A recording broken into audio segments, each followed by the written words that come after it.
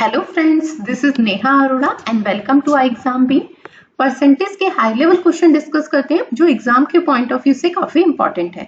आपके पास first question है A, B, C and D purchase a flat of 56 lakh rupees. ठीक है, ये चारों मिलके A, B, C and D चारों मिलके एक फ्लैट परचेज करते हैं जिसकी कॉस्ट कितनी है 56 lakh rupees. Then the share of B plus C plus D is 460% of E। यहाँ पर शेयर डिस्क्राइब किया गया है बी का एंड सी का एंड डी का, वो किसके रेस्पेक्ट में, ए के रेस्पेक्ट में कितना है 460%।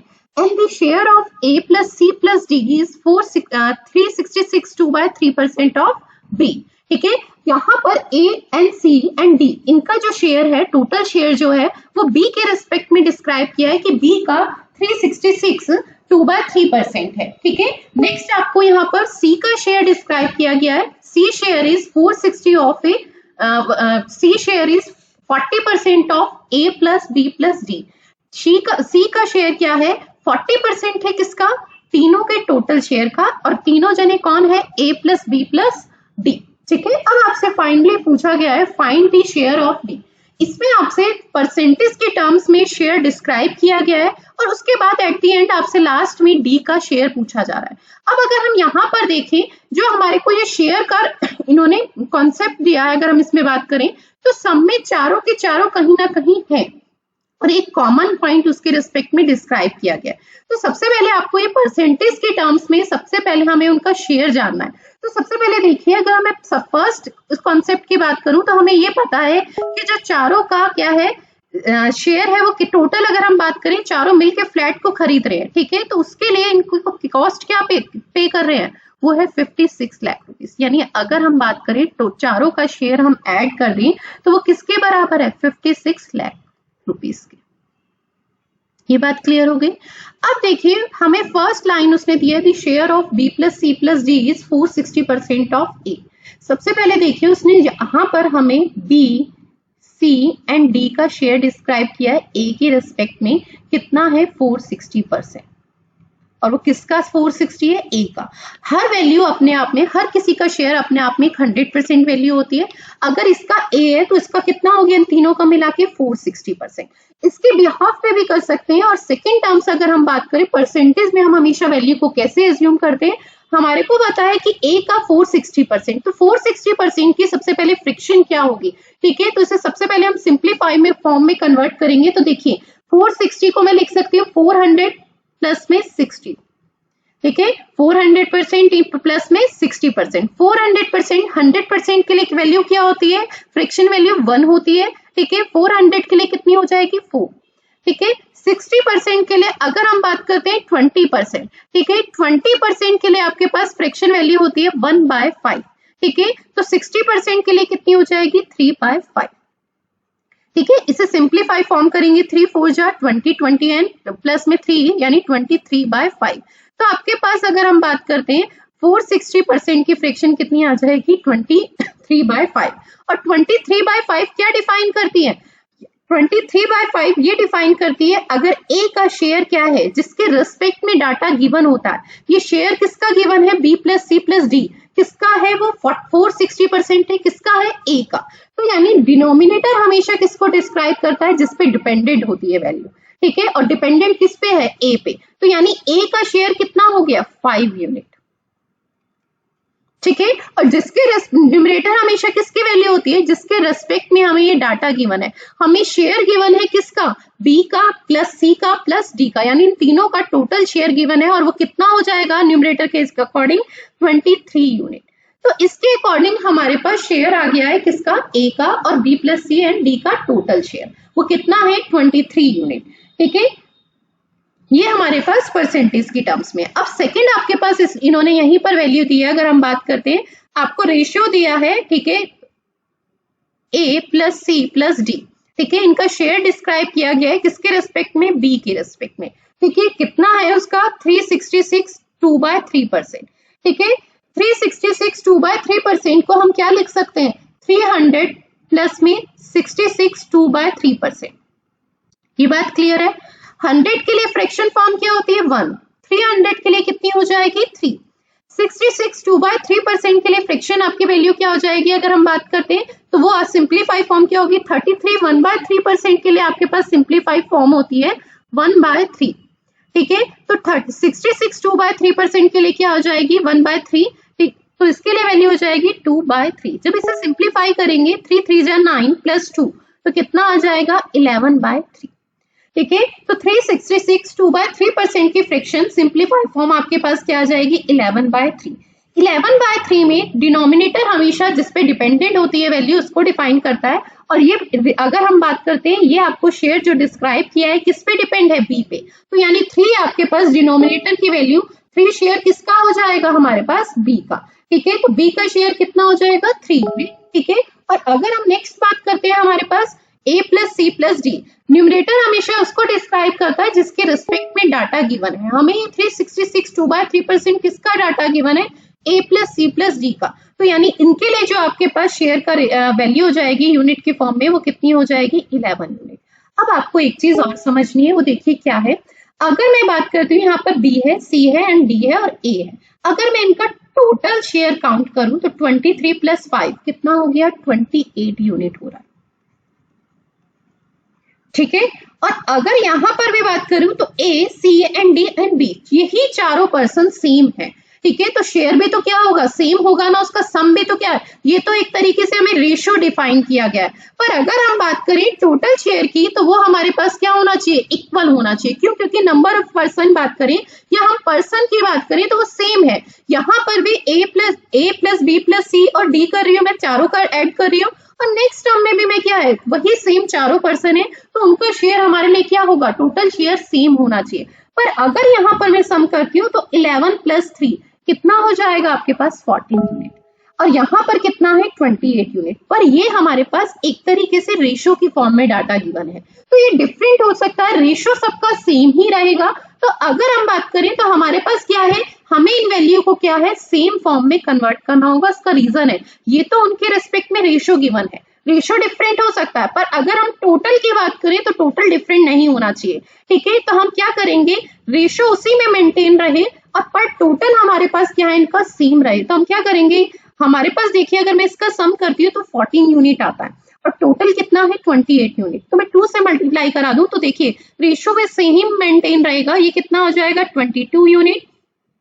ठीक है, और ये कितना आ जाएगा 6 यूनिट।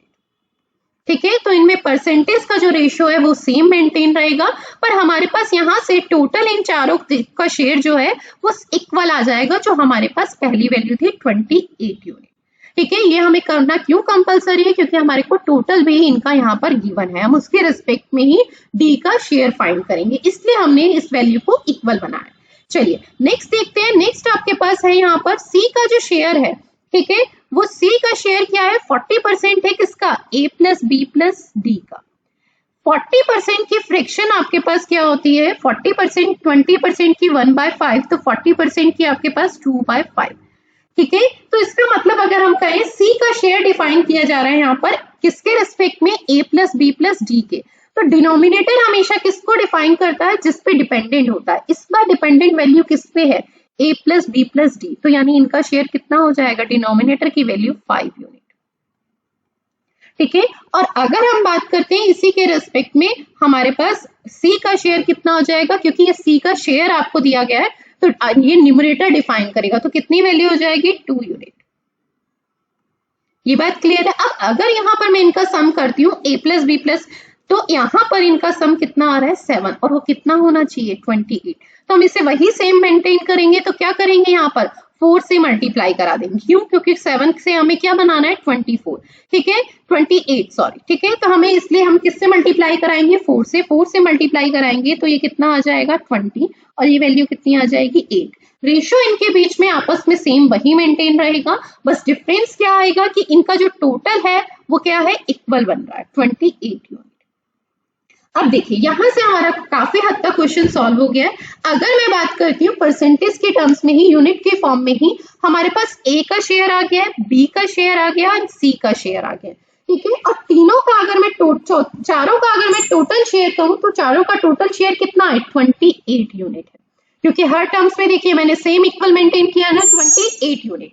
तो देखिए इसके पास अगर हम बात करते हैं, हमारे पास a plus B plus C plus D, चारों का टोटल जो शेयर है यूनिट की फॉर्म में 28 यूनिट है। और इसमें अगर मैं a की बात करती हूँ तो a का कितना है 5 यूनिट, ठीक है। b का कितना है हमारे पास, जब हमने 28 मेंटेन किया था सेम, तो हमारे पास कितना था 6 यूनिट, ठीक है। एंड c का कितना था हमारे पास शेयर 8 यूनिट, ठीक है। d का हमें फाइंड करना, ठीक है। तो ये वैल्यू कितनी आ जाएगी 28 इसके इक्वल में, ठीक है। तो d का शेयर हमारे पास यहाँ से आ जाएगा 5 एंड 5 प्लस 6 11, 11 प्लस 8 19, 28 माइनस 19 तो कितना आ गया 9 यूनिट। तो हमारे पास यहाँ से d का शेयर कितना आ गया 19 यूनिट। अब देखिए आपको d का शेयर ही बताना था, ठीक है। अब देखिए हमारे पास चारों का टोटल जो शेयर है वो ये यूनिट की फॉर्म में था और यहाँ पर रुपीस की फॉर्म में हमें गिवन है, ठीक है। तो अगर हम बात करें तो चारों का हमें कितना गिवन है 56 लाख रुपीस, ठीक है। अगर मैं चारों का टोटल शेयर कहूँ यूनिट की फॉर्म में तो कितना है 28 यूनिट। हमें डी का शेयर निकालना है, ठीक है। जो हमें दिया गया है उससे हम क्या कराते हैं, हमेशा डिवाइड कराते हैं। हमें चारों का टोटल गिवन है तो उससे डिवाइड करा रहे हैं, और जो हमें फाइंड करना है, हमें फाइंड किसका शेयर करना है डी का, ठीक है। तो हम रेशियो के फॉर्म में भी देख सकते हैं, हमारे पास टोटल कितना था 28, उससे हम डिवाइड करा रहे हैं और जो फाइंड करना है वो उसकी वैल्यू कितनी है 9, ठीक है। इसे कैंसिल आउट करेंगे तो 2 आ जाएगा, ये कितना आ जाएगा 18 लाख रुपीस, ठीक है। तो इस अकॉर्डिंग अगर हम बात करते हैं तो डी का शेयर हमारे पास कितना आ गया 18 लाख रुपीस, ठीक है। तो इस तरीके के हाई लेवल क्वेश्चंस को हमेशा हम ये कोशिश करेंगे कि फ्रैक्शंस की टर्म्स जो होंगी उन्हें हमेशा क्या है सिंप्लीफाई फॉर्म में कन्वर्ट करके फ्रैक्शन के फॉर्म में परसेंटेज की टर्म्स में कन्वर्ट करेंगे, ठीक है। उसके रेस्पेक्ट में इनका रेशियो फाइंड करते हैं और रेशियो को आप हमेशा इक्वल फॉर्म में मेंटेन करेंगे, तो हमारा क्वेश्चन हमेशा हमारे लिए क्या हो जाएगा इजी हो जाएगा और हम बहुत इजीली इसे सॉल्व कर पाएंगे। चलिए नेक्स्ट क्वेश्चन देखिए। देखिए LIC और GIC का एग्जाम आने वाला है, ठीक है। हमारे अगर कोर्स में आप एनरोल करना चाहते हैं तो आप एक कोड यूज कर सकते हैं GET25, जिसके थ्रू आपको फ्लैट 25% का ऑफ मिल जाएगा कोर्स के परचेज करने में। तो आप लोग यहाँ से परचेज कर सकते हैं।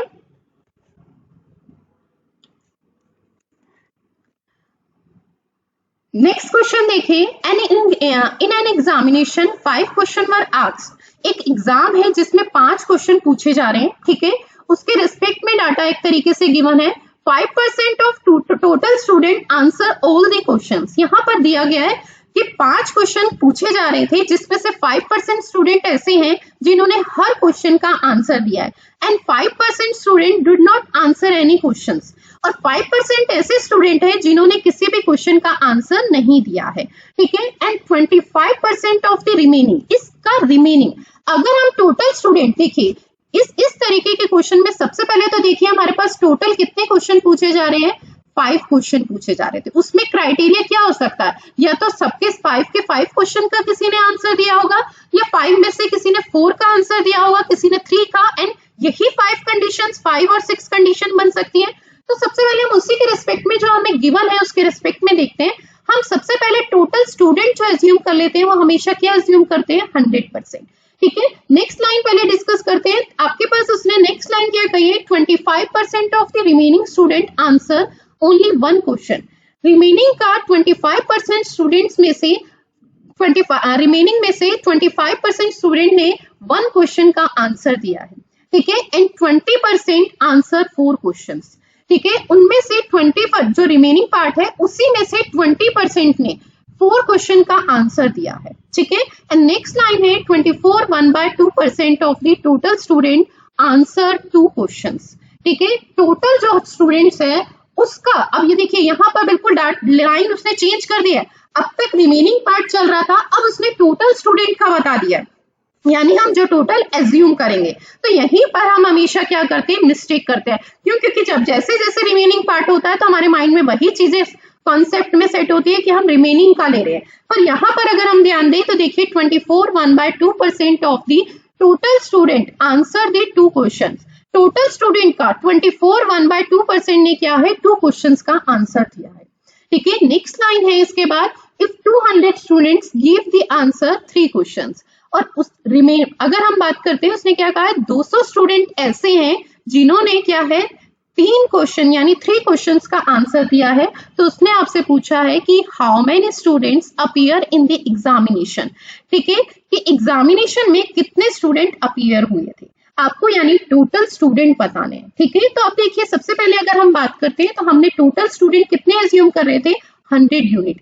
100 यूनिट क्यों एज्यूम करते हैं, क्योंकि 100 का जितना भी परसेंट लेते हैं वही सेम वैल्यू होती है। ठीक है, तो टोटल स्टूडेंट कितने हो गए, 100 यूनिट।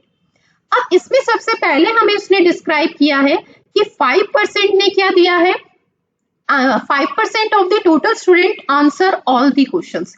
यानी अगर मैं बात करूं ऑल भी लिख सकते हैं, और अगर हम अपने माइंड में ऑल के साथ ये लिख लें कि 5 क्वेश्चंस का आंसर दिया है, तो हमारे लिए ज्यादा इजी रहेगा। ठीक है, तो 5% ने क्या है, 5 के 5 क्वेश्चंस का आंसर दिया है। ठीक है, यानी 100 में से, तो 5% कितना हो गया, 5 यूनिट ही होगी। ये बात क्लियर है। ठीक है, अगर हम बात करते हैं उसमें से ही उसने क्या कहा है, 5% ने क्या है, टोटल में से ही अभी डिस्क्राइब हो रहा है, और 5% ने क्या है, did not answer any question, and 5% ने क्या है, किसी क्वेश्चन का यानी नन कह सकते हैं हम, आंसर नहीं दिया है। ठीक है, तो वो भी कितना हो गया, 5 यूनिट ही। यानी अगर हम बात करते हैं तो टोटल में से हमारे कितने परसेंट स्टूडेंट डिडक्ट हो चुके हैं, जिन्होंने ऐसे स्टूडेंट हैं जिन्होंने या तो 5 क्वेश्चन का आंसर दिया है, अगर हम बात करते हैं किसी भी क्वेश्चन का आंसर नहीं दिया है। ठीक है, तो अगर हम टोटल में से ये 10% डिडक्ट कर देते हैं तो हमारे पास टोटल कितने रहे, 90 यूनिट। ठीक है, क्योंकि उसमें आपको हमेशा दोनों उसमें टोटल में से डिस्क्राइब किया, 5% of the total students answered all the question and 5% did not answer the any questions. ठीक है, तो यानी हमारे पास ये टोटल कितने हो गए, एक तरीके से 10% स्टूडेंट हो गए। ठीक है, 100 का 10% इज 10 यूनिट, 10 यूनिट डिडक्ट कर दी तो रिमेनिंग आपके पास कितने रह गए, 90 यूनिट। ठीक है, अब देखिए रिमेनिंग का उसने क्या डिस्क्राइब किया है, रिमेनिंग का 25% स्टूडेंट जो है, ठीक है, उन्होंने क्या है, एक क्वेश्चन का आंसर दिया, 1 क्वेश्चन। ठीक है, और अभी उसने नेक्स्ट रिमेनिंग नहीं बोला, इसी रिमेनिंग का बात कर रहा है वो। ठीक है, क्योंकि यहाँ पर कोई भी लाइन ब्रेक नहीं हुई है और दोबारा से रिमेनिंग वर्ड यूज नहीं किया गया। देखिए 25% of the remaining student answer only 1 question. ठीक है, 25% क्या है, रिमेनिंग का यानी 90 यूनिट का एक तरीके से क्या है, 25% जो है उन्होंने 1 क्वेश्चन का आंसर दिया है, और 20% ने क्या है, 4 क्वेश्चन का। तो यानी इसी का अगर हम बात करते हैं, इस रिमेनिंग पार्ट का ही 20% ऐसे स्टूडेंट है जिन्होंने कितने का दिया है, 4 क्वेश्चन का। ठीक है, तो अगर मैं बात करती हूँ 1 and 4 क्वेश्चंस वाले टोटल स्टूडेंट्स कितने हो गए, 45%। तो यानी रिमेनिंग का अगर मैं 45% निकालती हूँ तो हमारा 90 का 45% कैलकुलेट कर लेंगे।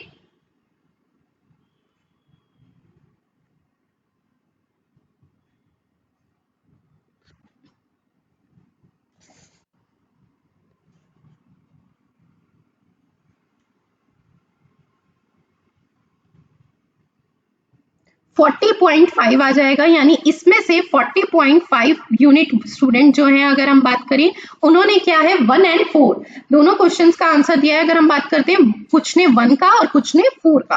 ठीक है, तो अगर हम रिमेनिंग फाइंड करना चाहें इसमें से, तो रिमेनिंग हमारे पास कितने हो जाएंगे, तो सबसे पहले यहाँ पर नेक्स्ट लाइन क्या है, रिमेनिंग के रिस्पेक्ट में नहीं है, तो हमें रिमेनिंग तो चाहिए नहीं, हमें सिर्फ इतना पता चल गया कि 45% स्टूडेंट कितने के किसके इक्वल हो जाएंगे, 40.5 यूनिट 5% के इक्वल हो जाएंगे, 5 यूनिट कह सकते हैं।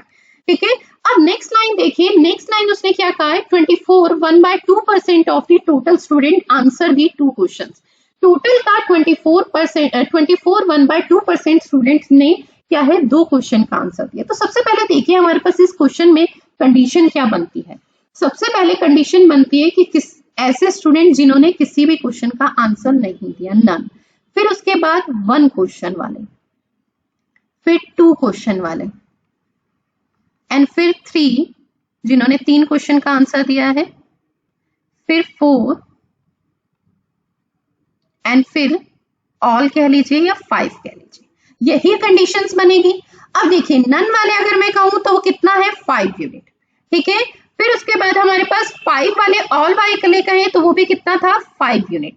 ठीक है, उसके बाद अगर हम बात करते हैं 1 and 4, ठीक है। 1 और 4 वाले का टोटल हमारे पास कितना है, हमने दोनों का एक साथ सम लिख देते हैं, तो वो कितना है 40.5 यूनिट। ये बात क्लियर हो गई। और उसके बाद अगर हमारे पास देखिए, इसने हमारे को 4 क्वेश्चंस, उसके बाद इसने हमें नेक्स्ट लाइन दी थी 24 1/2% of the total student answer the 2 questions. तो अब 2 क्वेश्चंस का जिन्होंने आंसर दिया है वो कितने होंगे, टोटल का उसने बताया 24 1/2%। टोटल कितना है 100 यूनिट। 100 यूनिट का 24.5%, 24.5 ही हो जाएगा। ठीक है। तो हमारे पास इसके अकॉर्डिंग अगर हम 2 क्वेश्चंस के आंसर की बात करते हैं तो वो कितने यूनिट स्टूडेंट हो जाएंगे 24.5। तो 2 क्वेश्चंस के लिए हमारे पास वैल्यू आ गई 24.5। 3 क्वेश्चंस के लिए हमें वैल्यू निकालनी है। ठीक है। और टोटल अगर हम कहें तो हमारे पास वो कितने हैं 100 यूनिट।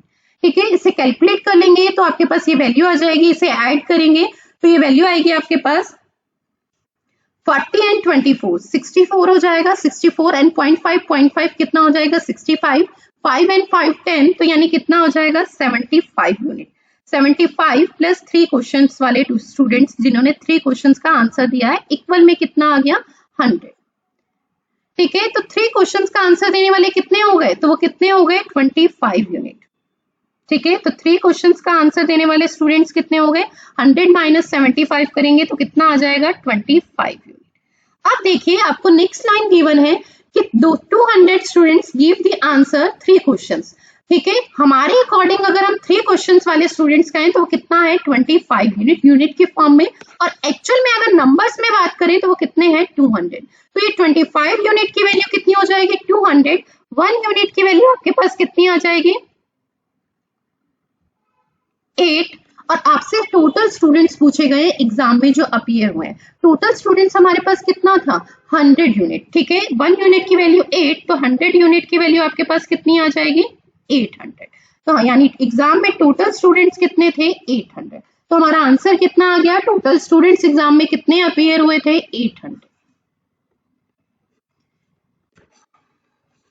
चलिए नेक्स्ट क्वेश्चन डिस्कस करते हैं आपके पास।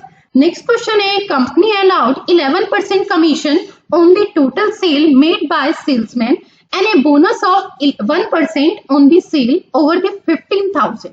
ठीक है। If the salesman deposit 70,550 rupees in a company after deduction his earning from the total sale made by him, find the total sale। देखिए यहाँ पर एक कंपनी क्या है, जो सेल्समैन को क्या है एक तरीके से सैलरी देती है। उस सैलरी को डिस्क्राइब किया गया है। वो कि सैलरी कैसे दी जाती है, वो दी जाती है कि आपके पास उसने सेल दी है, ठीक है, उसका 11% तो क्या होता है, जो टोटल सेल वो दे रहा है सेल्समैन, उसका 11% तो एज ए कमीशन, ठीक है, एंड 1% उसे क्या है बोनस दिया जाता है। पर बोनस के लिए उसने एक कंडीशन अप्लाई किया है कि जो सेल्समैन सेल देगा उस अगर वो 15,000 की सेल देता है तो उस 15,000 पे कोई बोनस नहीं मिलेगा। 15,000 से अवर जितनी भी सेल्स देगा, ठीक है, उस पर वो 1% का बोनस देगा। अगर हम बात करते हैं मार्केटिंग उसमें फील्ड में, तो वहां पर जो सैलरी आपकी होती है वो हमेशा क्या होती है एज ए टारगेट बेसिस भी होती है। तो उसमें वही सेम चीज होती है कि बोनस जो होता है वो एक कंडीशन पे होता है, एक लिमिट पे होता है, ठीक है। तो वहीं पर ये डिस्क्राइब किया गया है कि 15,000 से अबव पे क्या है 1% का बोनस दिया जाएगा, ठीक है। पर अगर हम ये देखें, हमें इसमें सबसे मेन कॉन्सेप्ट जो समझना है, अगर ये 15,000 की कंडीशन नहीं होती तो हमको क्लियर पता चल रहा है कि फिर सेल्समैन की एक तरीके से सैलरी क्या होगी, 11% सेल्स का क्या है कमीशन और 1% भी सेल्स का एक तरीके से क्या हो गया बोनस। तो एज ए सेल्स अगर हम कहें टोटल सेल का 12% क्या हो जाएगी, उसकी सैलरी हो जाएगी। पर वो तब होगी जब हम ये 15,000 वाली कंडीशन अप्लाई नहीं करते हैं। नेक्स्ट देखिए, इसी का इसमें मेन रोल आएगा। फिर उसने क्या कहा है, if the salesman deposit 70,550 rupees, ठीक है, सेल्समैन क्या है जो अमाउंट डिपॉजिट करता है वो कितना है 70,550 रुपीज है इन ए कंपनी में। पर वो इसमें से अपनी अर्निंग को डिडक्ट करके ये अमाउंट डिपॉजिट कराता है। यानी अगर हम बात करें टोटल सेल में से उसने अपनी क्या निकालनी है, अर्निंग या सैलरी जो भी हम कह सकते हैं, ठीक है। तो अब आपसे टोटल सेल पूछी जा रही है। सबसे पहले हम डिस्कस करते हैं इसके कॉन्सेप्ट की, फिर हम डिस्कस करेंगे कि इस टाइप के क्वेश्चन को हमें एग्जाम में किस तरीके से अप्रोच करना है। तो देखिए, सबसे पहले अगर हम बात करें तो हमारे पास कुछ भी डाटा गिवन नहीं है। एक तरीके से हम देखें, टोटल सेल नहीं डिस्क्राइब की जा रही, तो सबसे पहले हम क्या एज्यूम करेंगे, सारी चीजें डिपेंड किस पे है, टोटल सेल पे, क्योंकि उसकी सैलरी जो है वो टोटली डिपेंड है क्या है, एज ए कमीशन 11% किसका है, टोटल सेल का। बोनस भी किस पे डिपेंड है, टोटल सेल का। ठीक है, तो सबसे पहले हमें क्या है, टोटल सेल जाननी है। तो टोटल सेल हम एज्यूम कर लेते हैं वो कितनी है, एक्स। ठीक है, अब देखिए, अब हम बात करते हैं सेल्समैन की इनकम की।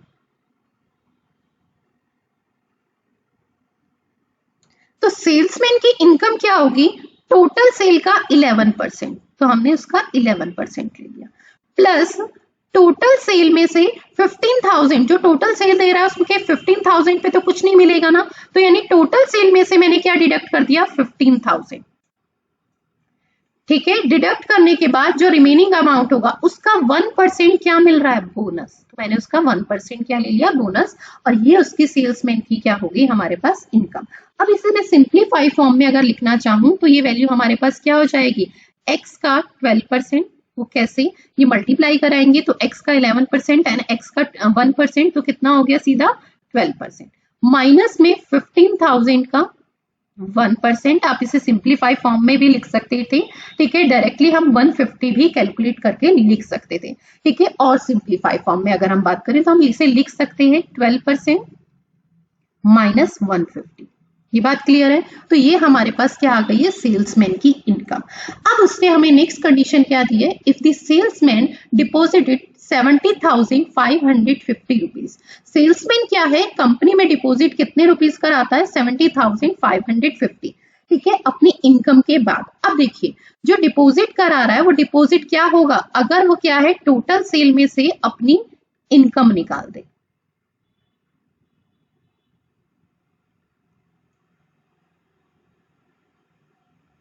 ठीक है, टोटल सेल अगर हमारे पास यहां पर देखिए, टोटल सेल में से वो क्या डिडक्ट कर दे, टोटल सेल में से सेल्समैन की इनकम डिडक्ट कर दे, तो डिपॉजिट अमाउंट आएगा या नहीं आएगा।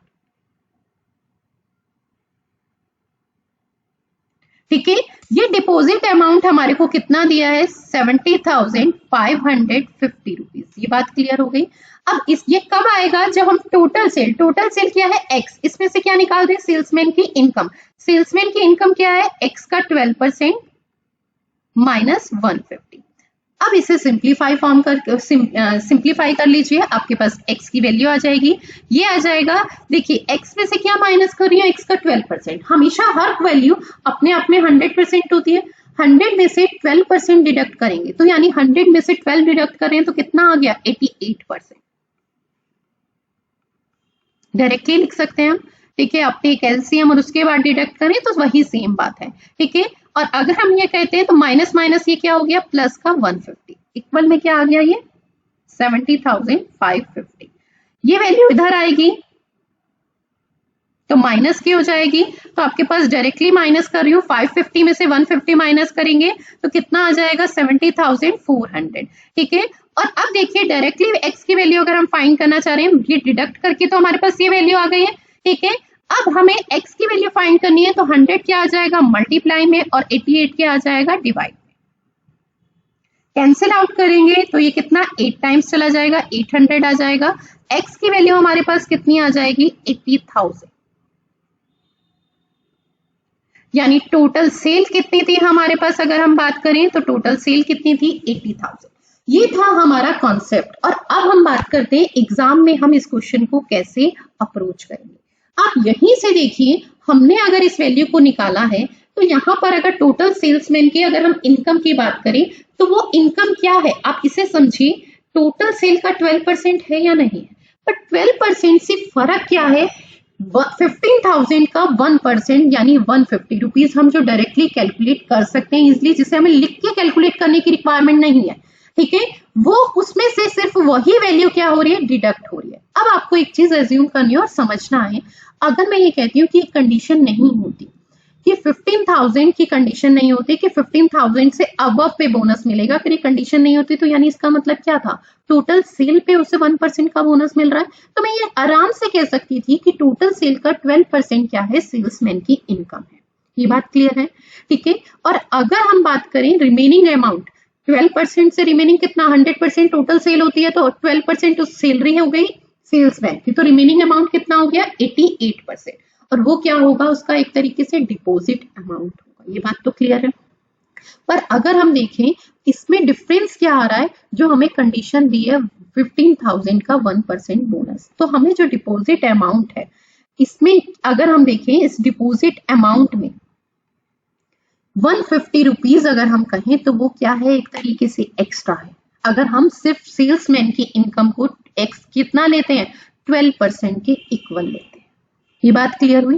तो हमें ये क्या करना है, 15,000 जो हमें कंडीशन जितनी भी दी होगी उसमें से जो वैल्यू जो आएगी 1% बोनस जो आएगा वो डिडक्ट करना है, ठीक है। तो 15,000 का 1% क्या हो गया 150, वो डिडक्ट कर देंगे तो हमारे पास क्या आ जाएगा, सेल्समैन की इनकम के अलावा जो रिमेनिंग अमाउंट है वो आ जाएगा, वो कितना आएगा 70,400, ठीक है। और ये रिमेनिंग अमाउंट अगर हम देखें तो इनकम कितनी हो गई, इसके अकॉर्डिंग तो क्या हो गई 11% कमीशन एंड 1% बोनस, क्यों, क्योंकि हमने ये कंडीशन को एक तरीके से क्या कर दिया, रिमूव कर दिया, ठीक है। तो यानी अगर हम बात करें तो कितनी इनकम हो गई 12%, तो 12% इनकम है तो रिमेनिंग जो डिपॉजिट कर रहा है वो अमाउंट सेल्समैन वो कितना होगा, एक्स का जो यानी हम सेल हमने क्या मानी है सेल का कितना हो जाएगा 88%, और वो किसके इक्वल है, डिपॉजिट अमाउंट, और डिपॉजिट अमाउंट आपको दिया गया है 70,400 हमने अभी फाइंड किया है। तो सिर्फ इतना सा स्टेप करना था, डायरेक्टली हमारे पास यहाँ से क्या आ जाती है सेल्समैन की टोटल सेल आ जाती है आपके पास 80,000,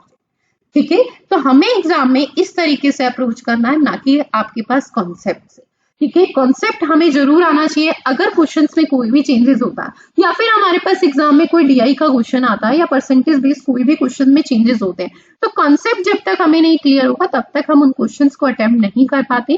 तो इसलिए बेसिक कॉन्सेप्ट भी पता होना चाहिए, और यही बेसिक कॉन्सेप्ट का ही शॉर्टकट है, ऐसा नहीं है कि हमने इसे अलग से बनाया। खुद ही आप इस चीज को ऑब्जर्व कीजिए कि फाइनली क्या हो रहा था, ये 150 rupees finally total deposit amount में से ही माइनस हो रहा था, और फिर रिमेनिंग क्या हमने डायरेक्टली 88% लिया, क्यों, क्योंकि इनकम फिर उसके अकॉर्डिंग क्या हो गई, डायरेक्टली कमीशन एंड बोनस हो गई, ठीक है। तो वही सेम कंडीशन थी, तो हम इसके अकॉर्डिंग डायरेक्टली फाइंड कर सकते हैं। चलिए, थैंक यू सो मच। और आप लोग LIC एंड GIC के लिए एनरोल कर सकते हैं, उसके लिए मैंने आपको कोड बताया है, ठीक है। आप लोग कोड के थ्रू 25% का ऑफ ले सकते हैं, और एग्जाम आने वाला है तो आप लोग अच्छी प्रिपरेशन कर सकते हैं।